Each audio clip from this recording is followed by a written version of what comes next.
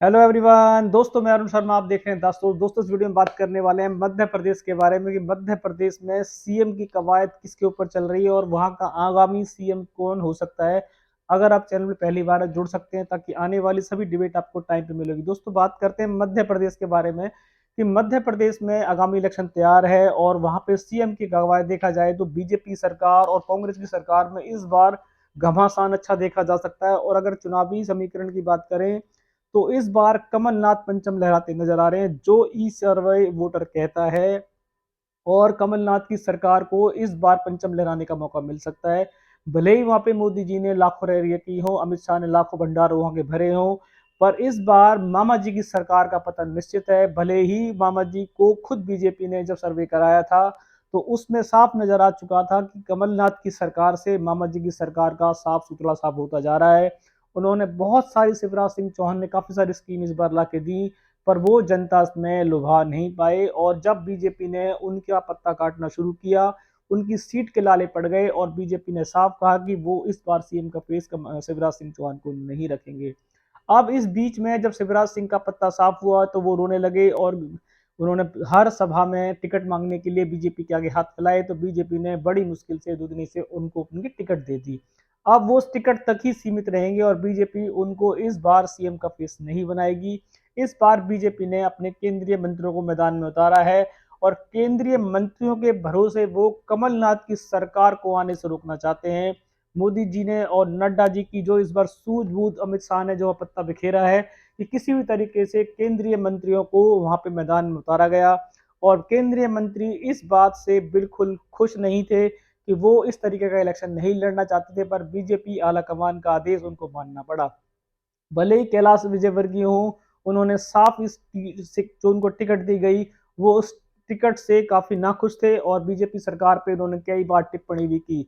तो वो इस बार जो बीजेपी ने टिकट बंटवारा किया उससे बीजेपी में लोग नाखुश थे। अब बीजेपी में देखा जाए तो क्यों कौन सीएम का चेहरा हो सकता है, अटकलें लगाई जा रही हैं कि इस प्रकार इस बार नरेंद्र सिंह तोमर को मैदान में उतारा गया है। और देखा जाए तो ज्योतिराज सिंधिया को बीजेपी सबसे ऊपर लेके चल रही है।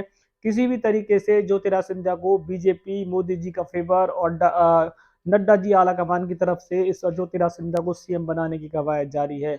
शिवराज सिंह का पत्ता बिल्कुल साफ कर दिया गया है। शिवराज सिंह अगर किसी भी तरीके से बीजेपी रिपीट भी करती है तो शिवराज सिंह को सीएम नहीं बनाया जाएगा, जो बीजेपी के सूत्र बताते हैं।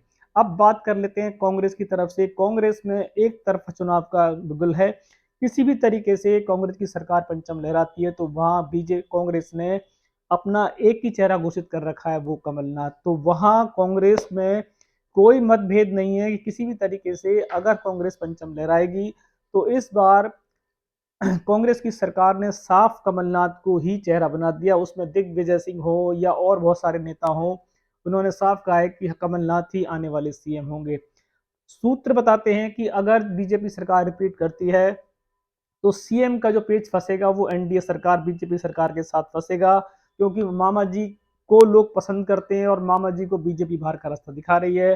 अब नरेंद्र सिंह तोमर को इसमें बीजेपी क्या सूत्र लेके चल रहे हैं, दिलीप सिंह को क्या भूमिका मिल सकती है, और देखा जाए तो सिंधिया को इस बार बीजेपी मेहरबान नजर आ रही है और किसी भी तरीके से वो मामा जी को रिपीट ना करके इस बार सिंधिया के हाथों कमान देना चाहते हैं, क्योंकि सिंधिया वहां के एक लोकप्रिय नेता थे और वो कांग्रेस के बागी नेताओं में हैं।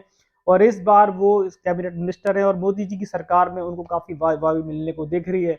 भले ही शिवराज सिंह चौहान की सरकार को डुबोने में उनका सबसे बड़ा हाथ रहा, पर किसी भी तरीके से बीजेपी उनको खोना नहीं चाहती और बीजेपी चाहती है कि सिंधिया फैमिली उनके साथ रहे। अभी हाल में ही मोदी जी के साथ उनके काफी सारे फंक्शन देखे गए और मोदी जी ने एक इशारों इशारों में देखा जाए तो सिंधिया को मध्य प्रदेश का सीएम बनाया जाएगा, पर वो दिन शायद नहीं आएगा, क्योंकि इस बार चुनावी समीकरण में देखा जाए तो कांग्रेस आती नजर आ रही है। तकरीबन सारे सटीक पोल बताते हैं कि इस बार मामा जी की सरकार का पतन तो हो ही चुका है, चाहे उसमें बीजेपी केंद्रीय मंत्रियों का बैंड बजा दे। केंद्रीय मंत्री अभी लड़ने को तैयार है, पर वो जिस तरीके से उनको टिकटें मिली है वो कहते हैं कि ये छोटे नेताओं का काम है और वो बीजेपी के इस टिकट बंटवारे से बिल्कुल भी खुश नहीं है। तो बीजेपी इस बार मध्य प्रदेश में रिपीट आने के चांस नजर नहीं आ रहे हैं और गलती से अगर बीजेपी आ भी जाती है तो मामा जी को रिपीट नहीं किया जाएगा। किया जाएगा तो दिलीप सिंह को हो सकता है, या नरेंद्र सिंह तोमर हो सकते हैं, या सिंधिया सबसे ऊपर रेस में चल रहे हैं। और कांग्रेस की बात करें तो कांग्रेस में भले ही जीतू पटवारी हो, दिग्विजय सिंह हो, बहुत सारे नेता हैं, पर वहां कमलनाथ के बराबर कद किसी का नहीं है। और आला कमान की तरफ से, कांग्रेस की तरफ से कमलनाथ को सारी सत्ता की चाबी दी जा चुकी है, और कमलनाथ ही वहां के, अगर कांग्रेस रिपीट करती है तो कांग्रेस को इस बार सत्ता की चाबी कमलनाथ के हाथों में होगी। तो दोस्तों फिलहाल मध्य प्रदेश में बहुत सारा समीकरण फैला हुआ है, और बीजेपी की टिकट बंटवारे से वहां पे बहुत सारे लोगों में अभी चिंतित हैं। वही हाल कांग्रेस का है। पर सीएम का रेस में देखा जाए तो कमलनाथ कांग्रेस की तरफ से इकलौता चेहरा है, और बीजेपी की तरफ से अभी फिलहाल कमल और मोदी जी हैं। अगर सरकार रिपीट करती है तो मामा जी का क्या होगा, और सिंधिया हो सकता है कि उनकी सीट को बाजी मार जाए। दोस्तों फिलहाल मध्य प्रदेश समीकरण हमने आपके सामने रखा, इसमें काफी सारी कवायद चेंज होगी कि बीजेपी रिपीट करती है या कमलनाथ की सरकार पंचम लहराती है। तो बीजेपी अगर रिपीट करती है तो सीएम के लिए पेच फंसेगा ही फंसेगा, उस पर फिर एक सत्ता पे दोबारा से क्वेश्चन मार्क खड़ा होगा। और अगर कांग्रेस सत्ता में परिवर्तन करती है तो कमलनाथ ही कांग्रेस के आने वाले दिग्गज नेता होंगे, सीएम का फेस। दोस्तों फिलहाल मैंने मध्य प्रदेश का सीएम का फेस आपको बता दिया है कि दोनों पार्टियों की इस तरीके कवायद जारी है। अगर आपने अब तक हमारा चैनल सब्सक्राइब नहीं किया है तो जुड़ सकते हैं, ताकि आने वाली और सभी डिबेट आपको टाइम पे मिलेंगे। मैं अरुण शर्मा दोस्तों के साथ मिलूंगा नई डिबेट के साथ, तब तक अपना ध्यान रखें। नमस्कार।